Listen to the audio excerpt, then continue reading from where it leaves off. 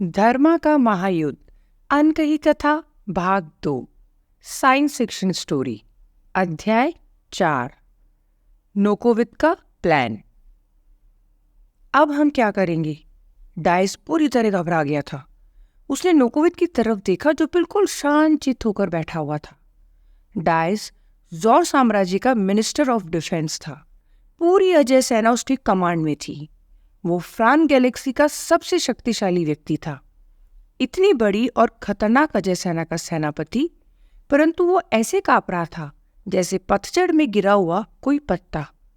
शांत रहो डायस, नोकोविद ने थोड़ी कड़क आवाज में कहा। डायस चुप हो गया। वो आर्टिफिशियल स्क्रीन पर देख रहा था। बोमिनी उन अनेकों वॉरशिप्स को अच्छी टक्कर दे रहा था, परंतु बोमिनी सिर्फ एक स्पेसशिप था और उसके दुश्मन असंख्य। हमला चारों तरफ से हो रहा था। कुछ समय में बोमिनी का डिफेंस टूट ही जाएगा और वो वॉरशिप्स उस पर हावी हो जाएंगे। उसी समय अचानक नोकोविद ने उन सभी वॉरशिप्स को संदेश भेजा। मैं हूं नोकोविद, मैं यहां अकेला आया हूं। मुझे तुम्हारे लीडर से बात करनी है। मैं तुम जैसे मच्छरों को मारने के मूड में नहीं हूं। डाइस के आश्चर्य की सीमा ही नहीं रही। नोकोविद इस समय अपने असंख्य दुश्मनों से घिरा हुआ था, परंतु फिर भी वो ऐसे उनको ललकार रहा था जैसे वो दूध पीते बच्चे हों। डाइस को लगा नहीं था कि नोकोविद की ललकार का कोई असर भी होगा। डाइस के अंदाजे के विपरीत जल्दी बोमिनी के कम्युनिकेशन सिस्टम ने एक पर्सनल कॉल के संदेश को पकड़ा। वो कॉमेट ग्रह पर उन टेररिस्ट के लीडर का था। उसने मैसेज भेजा था कि नोकोविद मुझसे मिलना है तो कॉमेट ग्रह पर लैंड कर जाओ। मैं मेरी लोकेशन के कोऑर्डिनेट भेज रहा हूं। डाइस को समझ ही नहीं आया कि क्या कोई नोकोविद को इतना सीरियसली ले सकता है। जो डाइस को नहीं पता था वो ये कि नोकोविद फिर से क्विड का प्रयोग कर सकता था, और ये डर सभी को लगता था। कोई भी इस बात को सच नहीं मानता था कि नोकोविद सिर्फ अपनी मरी हुई पत्नी को वचन देने के कारण क्विड का प्रयोग नहीं करेगा। नोकोविद उनके इसी डर का फायदा उठा लेना चाहता था, परंतु ये इतना आसान शायद ना भी हो। बोमिनी पर फायरिंग बंद हो गई थी। बोमिनी उस कोऑर्डिनेट पर लैंड हो गया था और जल्द ही नोकोविद और डाइस उससे बाहर बीम हो गए थे। नोकोविद के आदेश पर बोमिनी वापस से एक छोटे से बक्कल में कन्वर्ट हो गया था और नोकोविद की बेल्ट पर आकर अटैच हो गया था। वहां खड़े उन टेररिस्ट सिपाहियों के लिए ये दृश्य विस्मयकारी था। कोई भी स्पेसशिप अब तक ये कारनामा नहीं कर पाया था। ये केवल नोकोविद जैसे जीनियस की ही बस की बात थी। नोकोविद और डाइस ने यूनिवर्सल सूट पहना हुआ था जो उन्हें किसी भी प्लेनेट या ग्रह पर आराम से रहने में मदद करता था। जल्द ही वो लोग आर्म्ड गार्ड्स के घेरे में उस बड़े से आलीशान महल में गए जहां उस रिबेलियन का सरगना था। वो अपने कैबिन में था और नोकोविद का इंतजार कर रहा था। नोकोविद और डाइस वहां पहुंचे और उसके सामने बैठ गए। तो आखिरकार महान नोकोविद को एक अदने से टेररिस्ट से मात खानी पड़ गई। वो टेररिस्ट का सरगना बोला। वो फ्लैशी प्रजाति का था और अधेड़ उम्र का था। तुम क्या चाहते हो? नोकोविद बोला। वो उस परिस्थिति से बिल्कुल भी विचलित नहीं था। वहीं दूसरी ओर डाइस पूरी तरह से घबराया हुआ और परेशान था। उसे नोकोविद पर मन ही मन गुस्सा आ रहा था। क्या तुम मुझे वो दे सकते हो जो मैं चाहता हूं? वो फ्लैशी सरगना अपनी आलीशान कुर्सी पर बैठे हुए बोला। कोशिश कर सकता हूं। ठीक है, फिर प्रोफेसर बोरो को छोड़ दो। मैं आदेश दे सकता हूं प्रोफेसर बोरो को छोड़ने का, नोकोविद शांत चित्त से बोला। वो फ्लैशी सरगना और डाइस दोनों ही हतप्रभ रह गए। उन्हें नहीं लगा था कि नोकोविद इतनी आसानी से मान जाएगा। वो सरगना थोड़ी देर सक पकाने के बाद बोला, यदि तुमने प्रोफेसर बोरो को छोड़ने का आदेश दे दिया तो तुम भी आजाद कर दिए जाओगे, परंतु केवल तुम। डाइस बुरी तरह से घबरा गया था। उसका आधा शरीर मशीन का था, फिर भी उसमें इंसानी जान थी। नोकोविद उसकी जान बचाने की कोशिश नहीं करेगा, उसे पूरा यकीन था। ठीक है, बात कराओ मेरी, नोकोविद बोला। नहीं, फ्लैशी सरगना चीखा। वो आशंकित था कि नोकोविद इतनी आसानी से कैसे मान गया।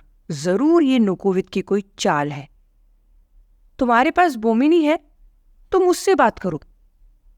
तुम बोमिनी के बारे में जानते हो? नोकोविद ने आश्चर्य से पूछा। कौन नहीं जानता? सरगना खिसियाते हुए बोला। ठीक है, तो हम बाहर चलते हैं और बोमिनी में बैठकर बात करते हैं। फ्लैशी सरगना थोड़ा सोच में पड़ गया। फिर उसने सोचा कि यदि बोमिनी में बैठकर नोकोविद को भाग सकता था तो वो पहले ही भाग जाता। यहां आने का खतरा क्यों उठाता? वो सरगना, उसके कुछ सिपाही, नोकोविद और डाइस बाहर आ गए।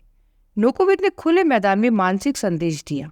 उसकी बेल्ट का बक्कल एक बहुत ही बड़ी स्पेसशिप में बदल गया। उस फ्लैशी सरगना के लिए ये दृश्य किसी अजूबे से कम नहीं था। बोमिनी बेमिसाल स्पेसशिप था और उसका आकर्षक डिजाइन और रूप किसी को भी मोह सकता था।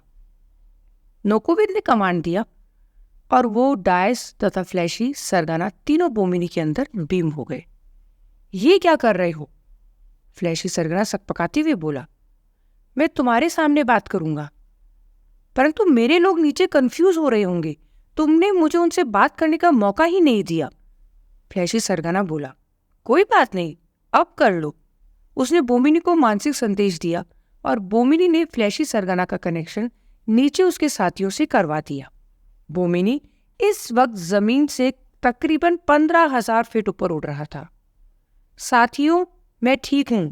नोकोविद अपने लोगों से बोमिनी के जरिए बात कर रहा है। फ्लैशी सरगना ने अपने आदमियों को संदेश भेजा। उसके साथियों की जान में जान आ गई। उन्हें लगा कि नोकोविद ने उनके लीडर को किडनैप तो नहीं कर लिया। तुम अपने लोगों से बात करो, सरगना चीखा। हालांकि उसके मन में अब तक एक अजीब सा डर बैठ गया था। वो अभी कॉमेट में ही था, वो ग्रह जहां उसने त्राही त्राही मचा रखी थी और उसकी पूरी फौज ने घेराबंदी कर रखी थी। अजय सेना भी आसानी से वहां नहीं आ सकती थी। फिर भी उसका मन बैठा जा रहा था। पता नहीं क्यों नोकोविद के सामने उसे ऐसा लग रहा था कि कैद में वो है, नोकोविद नहीं। ये था नोकोविद की पर्सनैलिटी का प्रभाव। उसके प्रतिद्वंदी और दुश्मन हमेशा ही उससे डर कर रहते थे। नोकोविद ने बोमिनी को आदेश दिया और जॉर प्लैनेट से संबंध स्थापित हो गया। क्योंकि जॉर प्लैनेट तकरीबन 5 प्रकाश वर्ष दूर था, इसीलिए बात में कुछ पलों का लेग था। प्रोफेसर बोरो को छोड़ दो। सर, मामला कोर्ट में है, हम कुछ नहीं कर सकते, नोकोविद के असिस्टेंट ने जवाब दिया। ठीक है, नोकोविद बोला और संबंध कट गया। ये क्या बकवास है? फ्लैशी सरगना गुस्से में चिल्लाया। तुमने कहा था तुम प्रोफेसर बोरो को छोड़ दोगे। नहीं, नोकोविद ने ना में सर हिलाया। मैंने कहा था मैं प्रोफेसर बोरो को छोड़ने के लिए आदेश दूंगा। मैंने बोल दिया, परंतु तुम्हारे उस अदृश्य असिस्टेंट ने मना कर दिया। ये कैसा आदेश हुआ? डायस के चेहरे पर हंसी आ गई। वो पिछले कुछ घंटों में पहली बार थोड़ा नॉर्मल हुआ था। अब उसे घबराहट नहीं हो रही थी। जॉर में सभी लोगों को अलग अलग अधिकार है। नोकोविद शांत चित्त से बोला। समझ गया। सरगना उठ खड़ा हुआ और अपनी लेजर गन नोकोविद पर तान दी। तुम्हारी नीयत में खोट था, परंतु तुम भूल गए कि तुम कहाँ हो। मूर्ख, नोकोविद बहुत जोर से चिल्लाया। तू भूल गया कि तू कहाँ है और किससे बात कर रहा है।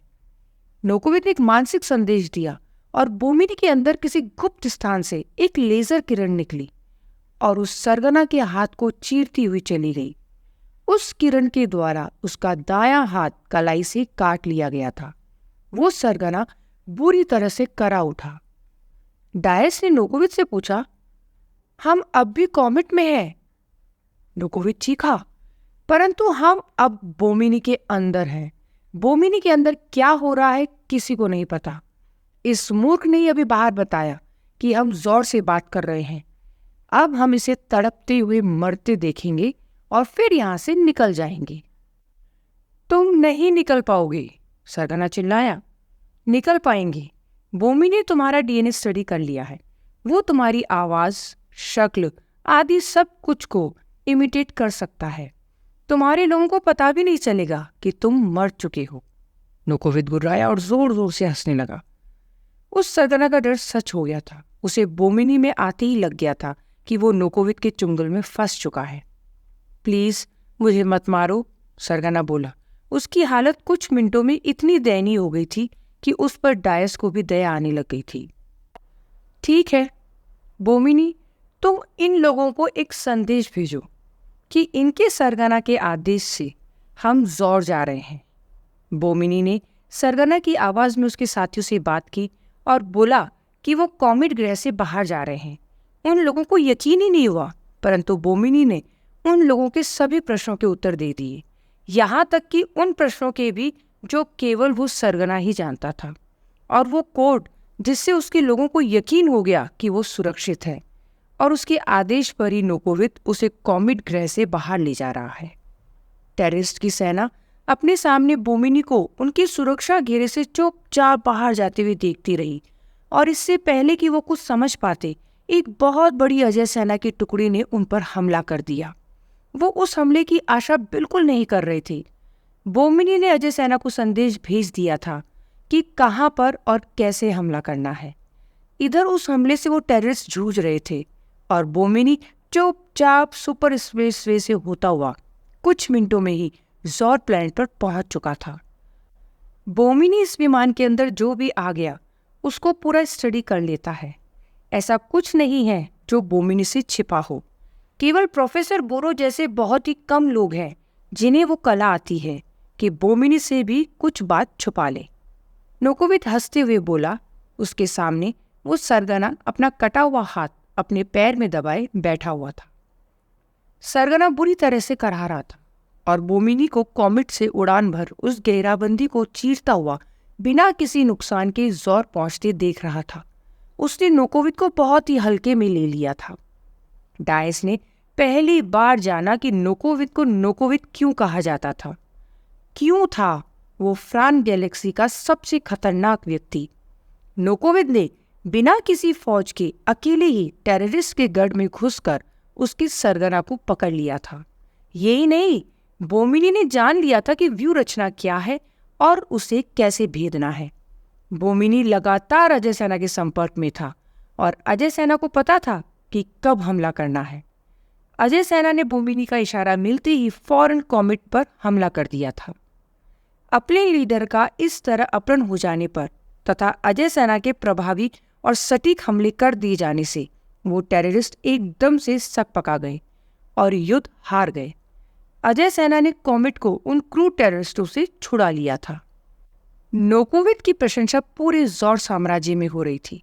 वो हर बार कुछ ऐसा कार्य कर देता था जो सभी के लिए एक मिसाल बन जाता था। नोकोवित ये साहसिक कदम नहीं भी उठाता तो भी शायद अजय सेना कभी ना कभी कॉमेट को उन टेररिस्ट से आज़ाद करा लेती, परंतु नोकोवित ने साबित कर दिया था कि यदि ज़ौर साम्राज्य के एक भी व्यक्ति को कष्ट पहुंचा तो वो अपनी जान की बाजी लगा देगा। धर्मा को ऐसे दुश्मन को हराना था। नोकोवित जिसे मर्कल जैसा शक्तिशाली दुश्मन भी चुनौती नहीं दे पाता था, उसे धर्मा को हराना था। धर्मा के लिए ये जंग बहुत ही मुश्किल होने वाली थी। नोकोवित में कोई भी कमी नहीं थी। उसके जैसा बेमिसाल लीडर शायद फ्रान गैलेक्सी ने कभी देखा ही नहीं था।